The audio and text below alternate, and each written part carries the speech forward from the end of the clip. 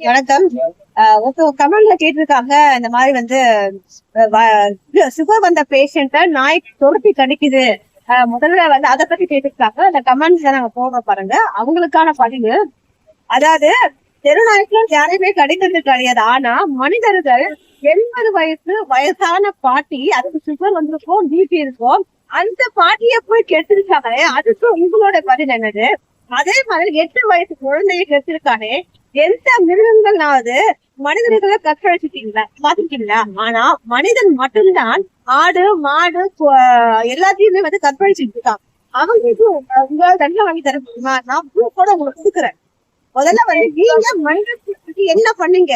உங்க பக்கத்து வீட்டுல இருக்க பாட்டி யாருன்னு உங்களுக்கு தெரியுமா? அந்த சுகர் வந்த பேஷண்ட்டுக்கு நீங்க என்ன பண்ணிருப்பீங்க? நாங்கனாச்சும் வயசானவங்க ஹாஸ்பிட்டல் கொண்டு போறோம், ட்ரீட்மெண்ட் பார்த்துட்டு இருக்கோம். முதியோர்களுக்கு அந்த இலக்கை சேர்க்கிறோம், உழவும் பண்றோம், விலங்குகளை நல்ல ஆர்வலரா இருந்து மனிதர்களுக்கும் பண்றோம், விலங்குகளுக்கும் பண்றோம். ஆனா வீட்டுல உட்கார்ந்து கதை மட்டும் பேசிட்டு இருக்க நீங்களாம் இந்த ஒன்றுக்கு தேவையில்லாத ஒரு உயிரினம். நன்றி.